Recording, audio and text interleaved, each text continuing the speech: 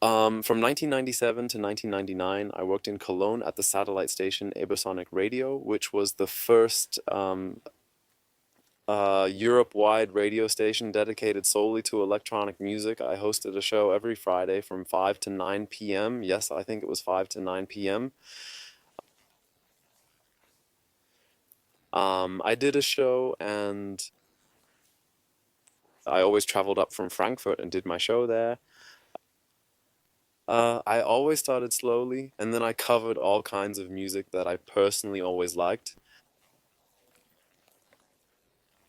I can only play what I personally like, but that covers various areas like slow stuff and so on.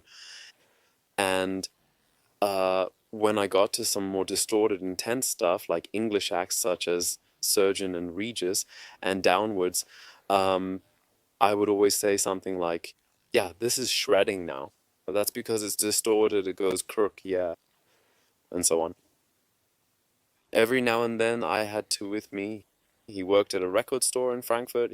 He would come up with me on Fridays, and at some point he shouted from the background, "That's Schranzing." And I was like, yeah, exactly, that's Schranzing. We have no idea what it means, but it fits with what's going on here. It's Schranzing, and it never referred to the speed of a track or whether it was hard or hardcore. Some of it was really slow stuff that just rumbled along with a crux sound.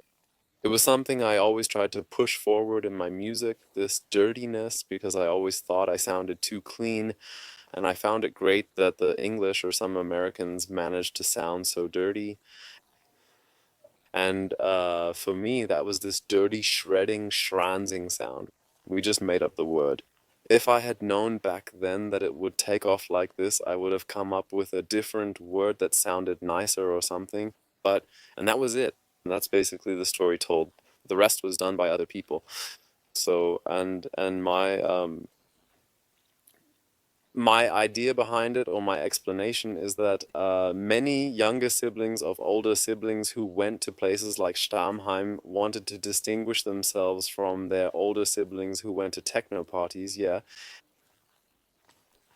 And they started going out, and then the older siblings would ask at home, so, what did you do? Where were you yesterday? Were you at a techno party? No, I don't go to techno parties. You went there. I was at a Schranz party. It was Schranzing there. I think that was the point. And then a whole generation started, yeah, we Schranz. I can't help it. And then they all started Schranzing and had their outfits. And I definitely didn't set an example for them. I didn't walk around in bell bottoms and funny hats or anything like that.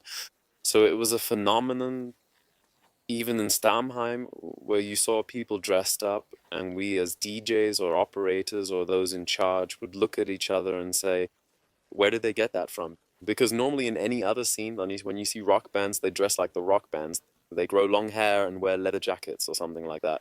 And then you look down here, sneakers, jeans, t-shirt, somehow they're going the other way. Why? Yeah, because they obviously don't want to imitate us. Yeah, so they're doing something on their own, and the term Schranz suddenly became their description. That's their lifestyle, that's their essence. Schranz, Schranz, Schranz, Schranz. And it continued, especially Rush became very popular. It got harder, and I think they incorporated the term into this music. And for many who joined at that time, Schranz became synonymous with hard techno, and it's hard. And then record labels like Zix started releasing Schranz compilations, Schranz compilation here and Schranz there, and I was always standing there like, what's going on here? I can't believe any of this, yeah. And none of this had anything to do with my original definition. It all developed on its own.